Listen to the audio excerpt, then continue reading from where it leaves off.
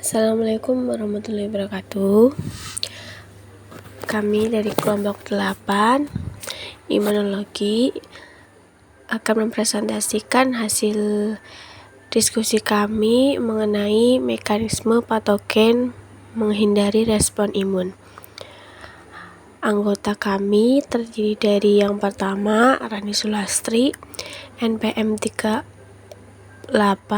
Dewi Nikmatul Iza, NPM 90, dan ada Indria Arganing Tias, NPM 97. Kemudian poin yang akan kami bahas, yang pertama ada mekanisme virus menghindari respon imun dan mekanisme bakteri menghindari respon imun. Poin yang pertama, mekanisme virus menghindari respon imun. Patogen memiliki kemampuan untuk menghindari respon imun sehingga dapat terus-menerus menginfeksi individu. Nah, hal ini penting dilakukan karena untuk mempertahankan kehidupan patogen. Virus ini merupakan parasit berukuran mikroskopik yang menginfeksi sel organisme biologis. Nah, cara masuknya virus itu pada umumnya melalui saluran pernafasan, pencernaan, atau pertukaran cairan tubuh, misalnya HIV. Kemudian virus ini akan menginfeksi tubuh manusia yang dapat mengakibatkan perubahan pada tubuh, tetapi dibutuhkan waktu tertentu atau yang disebut dengan masa inkubasi, sehingga manusia menyadari bahwa manusia telah terjadi infeksi. Nah, masa inkubasi ini bergantung pada jenis virus dan sistem imunitas tubuh. Nah, untuk mekanisme virus menghindari respon imun itu terdiri dari 4. Yang pertama ada penghambatan respon humoral, interferensi dengan interferon, gangguan fungsi respon imun seluler, dan gangguan fungsi efektor. Yang pertama yaitu penghambatan respon humoral. Di situ terdapat gambar, yaitu gambar antibodi akan mengenali antigen secara spesifik. Ini terjadi pada virus influenza tipe A, telah mengembangkan 2 bentuk variasi antigenik untuk mencegah kehabisan inang potensial. Variabilitas genetik dapat menghasilkan sekuens peptida varian yang merupakan antigen baru atau yang tidak mengikat molekul Major Histocompatibility Complex atau MHC. Kemudian, penghambatan respon humoral tersebut ada gambar mengenai mekanisme antigenik shift dan antigenik drift pada virus. Yang pertama, antigenik drift disebabkan oleh mutasi titik pada gen yang mengkode hemaglutinin dan neuraminidase. Hal ini dapat menyebabkan lolosnya varian virus dari netralisasi antibodi dengan gangguan pengikatan antibodi ke epitop karena perubahan residu kritis di tempat interaksi. Meskipun virus menghindari netralisasi oleh antibodi, penyakit parah tidak akan berkembang karena epitop yang tidak berubah masih dikenali. Kemudian yang kedua, dalam proses antigenik shift, segmen RNA dipertukarkan antara strain virus di host sekunder yang dapat menyebabkan perubahan besar dalam protein hemaglutinin pada permukaan virus. Dalam kasus seperti ini, antibodi yang dihasilkan sebagai respon terhadap infeksi sebelumnya tidak dapat mengenali virus, dan pandemi influenza yang parah dapat terjadi. Yang kedua ada interferensi dengan interferon. Interferon atau IFNS ditemukan karena kemampuannya melindungi sel dari infeksi virus. Peran kunci dari kedua tipe 1 dan tipe 2 sebagai salah satu mekanisme pertahanan antivirus pertama disorot dengan fakta bahwa strategi anti-IFN hadir di sebagian besar virus. Nah, virus akan memblokir respon transkripsi yang diinduksi IFN dan janus kinase atau JAK atau transducer sinyal dan aktivator transkripsi atau STAT. jalur transduksi sinyal dan akan menghambat aktivasi jalur efektor IFN yang menginduksi keadaan antivirus dalam sel dan membatasi replikasi virus. Nah, hal ini itu terutama dicapai dengan menghambat aktivasi double strand, RNA-dependent protein kinase, fosforilasi faktor inisiasi translasi eukariotik, dan sistem RNA sel yang mungkin mendegradasi RNA virus dan menghentikan translasi di sel inang. Kemudian ada gangguan fungsi respon imun seluler. Yang pertama, interferensi dengan sistem komplement. Sel inang itu dilindungi terhadap aksi sistem komplement dengan ekspresi regulator aktivasi komplement pada membran mereka. Nah, RCA atau sistem komplement ini menurunkan regulasi aktivitas komplement dengan menghambat pembentukan dan mempromosikan pembusukan enzim aktif C3 dan mencegah pembentukan kompleks serangan membran. Nah, gangguan virus dengan sistem komplement itu dicapai pada tingkat yang berbeda. Yang pertama, beberapa virus dapat mengekspresikan protein virus struktural yang meniru fungsi RCA seluler. Kemudian, beberapa virus seperti virus Vaccinia mampu memasukkan rCNA inang ke dalam amplopnya dengan bertunas melalui membran plasma atau ke dalam vakuola intraseluler. Ketiga, beberapa virus dapat mengeluarkan protein larut yang menghalangi aktivasi komplement. Yang kedua, ada interferensi dengan interferon. Interferon atau IFNS ditemukan karena kemampuannya melindungi sel dari infeksi virus. Peran kunci dari kedua tipe 1 dan tipe 2 sebagai salah satu mekanisme pertahanan antivirus pertama disorot dengan fakta bahwa strategi anti-IFN hadir di sebagian besar virus. Nah, virus akan memblokir respon transkripsi yang diinduksi IFN dan Janus kinase atau JAK atau transducer sinyal dan aktivator transkripsi atau STAT jalur transduksi sinyal dan akan menghambat aktivasi jalur efektor IFN yang menginduksi keadaan antivirus dalam sel dan membatasi replikasi virus. Nah, hal ini itu terutama dicapai dengan menghambat aktivasi double strand, RNA-dependent protein kinase, fosforilasi faktor inisiasi translasi eukariotik, dan sistem RNA sel yang mungkin mendegradasi RNA virus dan menghentikan translasi di sel inang. Kemudian ada gangguan fungsi respon imun seluler. Yang pertama, interferensi dengan sistem komplement. Sel inang itu dilindungi terhadap aksi sistem komplement dengan ekspresi regulator aktivasi komplement pada membran mereka. Nah, RCA atau sistem komplement ini menurunkan regulasi aktivitas komplement dengan menghambat pembentukan dan mempromosikan pembusukan enzim aktif C3 dan mencegah pembentukan kompleks serangan membran. Nah, gangguan virus dengan sistem komplement itu dicapai pada tingkat yang berbeda. Yang pertama, beberapa virus dapat mengekspresikan protein virus struktural yang meniru fungsi RCA seluler. Kemudian, beberapa virus seperti virus Vaccinia mampu memasukkan rCNA inang ke dalam amplopnya dengan bertunas melalui membran plasma atau ke dalam vakuola intraseluler. Ketiga, beberapa virus dapat mengeluarkan protein larut yang menghalangi aktivasi komplement.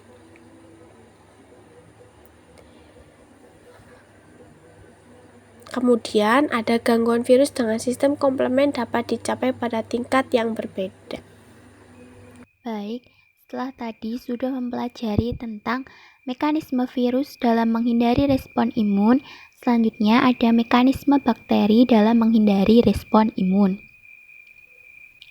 Tubuh manusia itu tidak mungkin terhindar dari lingkungan yang mengandung mikroba patogen di sekelilingnya.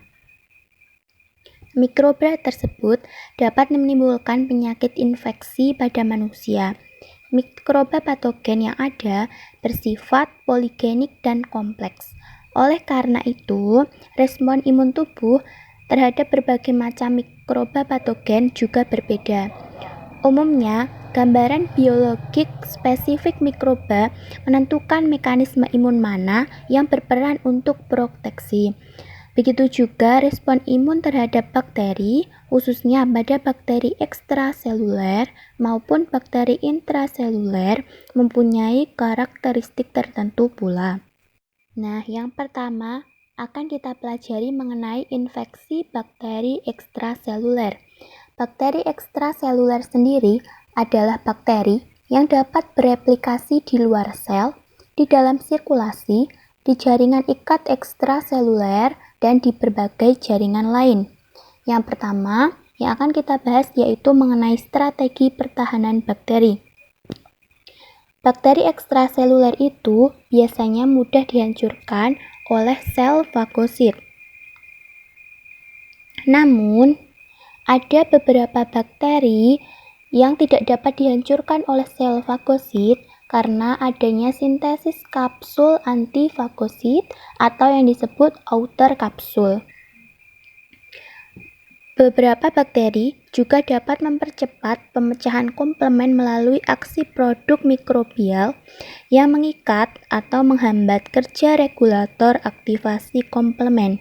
Bahkan, beberapa spesies dapat menghindari lisis atau kematian dengan cara mengalihkan lokasi aktivasi komplement melalui sekresi protein umpan atau posisi permukaan bakteri yang jauh dari membran sel.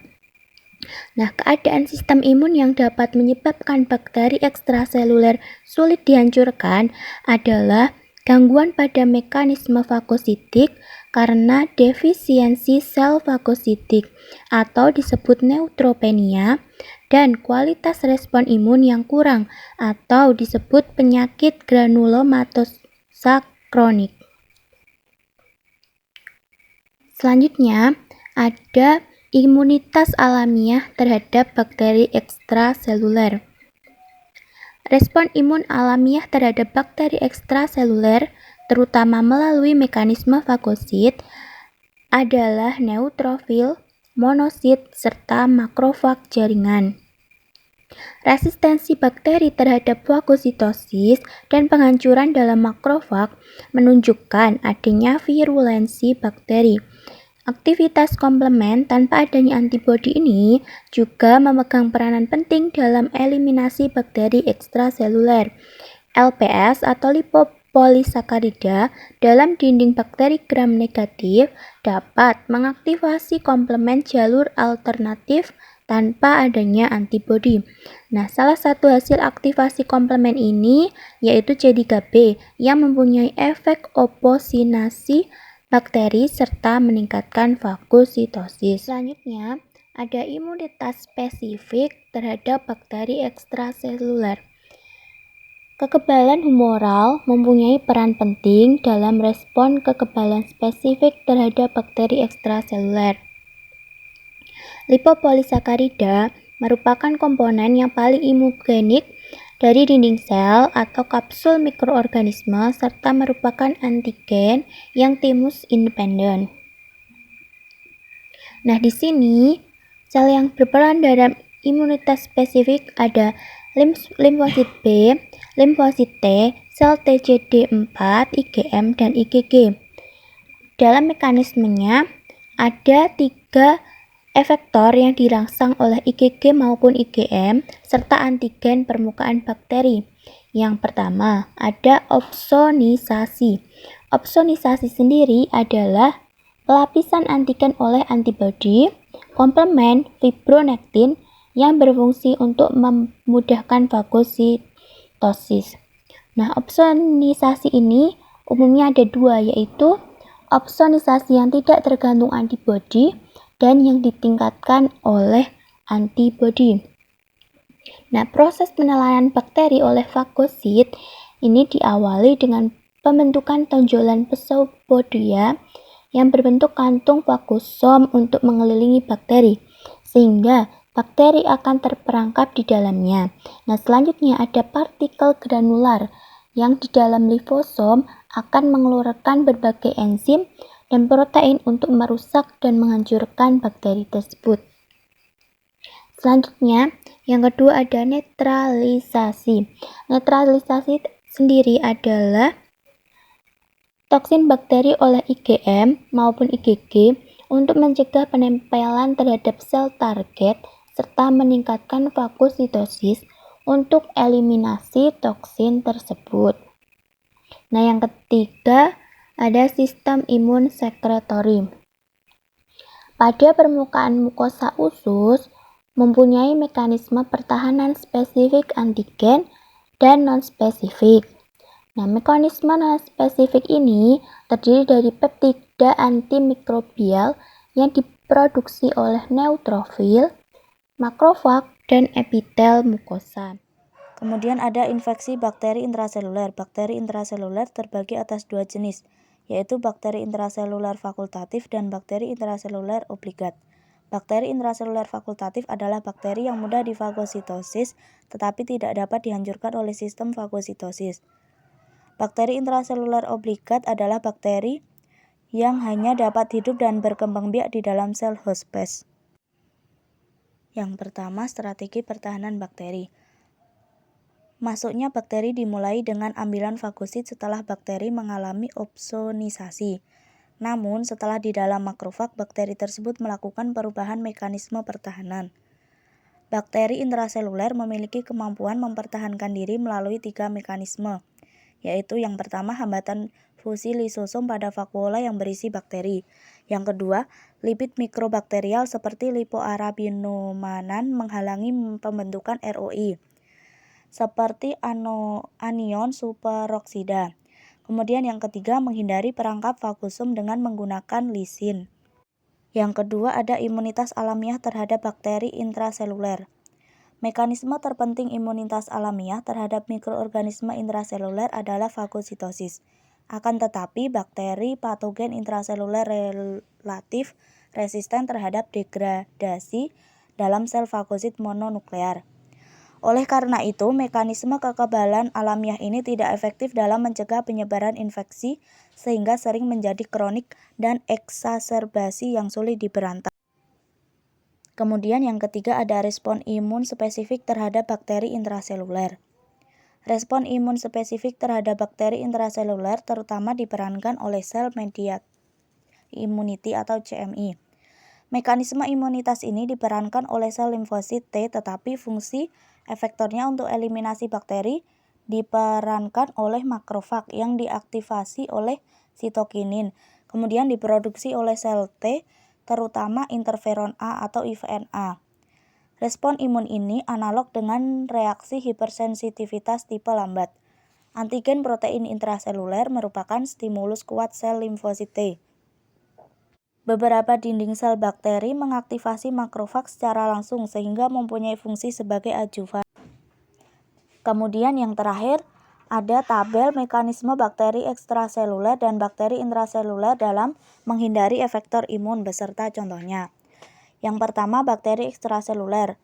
Variasi antigenik contohnya N-gonor, Escherichia coli, dan STP. Pencegahan aktivasi komplement contohnya banyak bakteri. Resistensi terhadap fagosit contohnya Pneumococcus. Reaktif oksigen intermediat contohnya Staphylococcus catalase positif. Kemudian pada bakteri intraseluler ada mencegah pembentukan fagosom contohnya M. tuberculosis dan L. pneumophilia. Reaktif oksigen intermediat contohnya M. lepra. Dan membran fagosom rusak masuk ke dalam sitoplasma contohnya L. monositogenesis atau hemolisin. Sehat itu bukan suatu kemewahan. Sehat itu murah, tetapi menjadi mahal ketika sehat telah berubah menjadi sakit. Tetap jaga kesehatan ya teman-teman. Semoga bermanfaat. Apabila ada kurang dan salah dari kelompok kami, mohon maaf. Wassalamualaikum warahmatullahi wabarakatuh. Terima kasih.